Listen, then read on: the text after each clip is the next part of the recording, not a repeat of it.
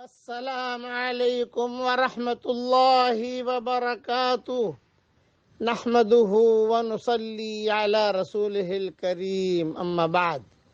آج کا سبق سن لیجئے۔ آج کے سبق کی سرخی ہے سخاوت سے دوستی کیجئے، پارٹ نمبر 25۔ ایک مرتبہ شیطان کسی عابد سے ملا تو عابد نے کہا، بھئی سچ سچ بتا، تیرے کتنے یار ہیں، دوست کتنے ہیں تیرے؟ تو شیطان نے کہا، عابد صاحب آج تو میں سچی بات کروں گا، جھوٹ نہیں بولوں گا۔ میرے 3 پکے دوست ہیں، پکے دوست۔ نمبر 1، جسے بہت غصہ آتا ہو۔ غصہ تو ہر ایک کو آتا ہے، مگر ایسا غصہ جو اس پر کنٹرول نہ کر سکے، وہ میرا یار ہے، پکا دوست۔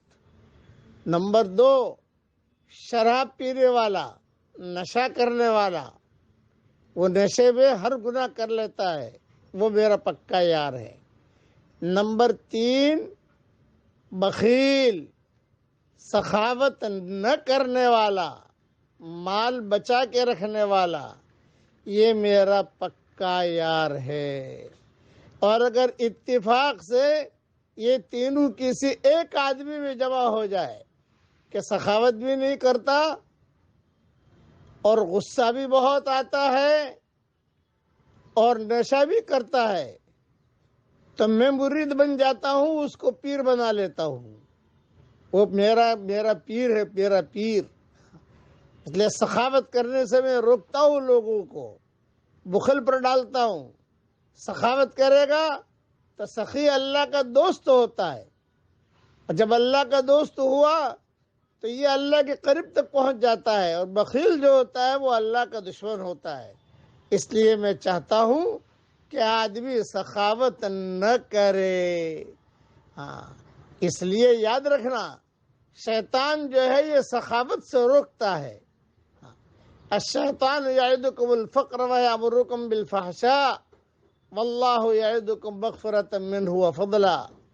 شیطان جو ہے وہ تمہیں بخیلی سکھائے گا، فقر سامنے لائے گا، مال خرچ کروں گا تو یہ ہوگا، مال خرچ کروں گا تو یہ ہوگا۔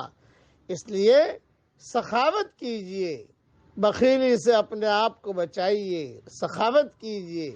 سخاوت کا 1 روپیہ، صدقے کا 1 روپیہ، $1، یہ اللہ تعالیٰ قبول کرتا ہے۔ کتابوں میں لکھا ہے، فقیر کو جب آدمی اپنے ہاتھ سے دیتا ہے، فقیر کے ہاتھ میں بعد میں پہنچتا ہے، اللہ کے ہاتھ میں پہلے پہنچتا ہے۔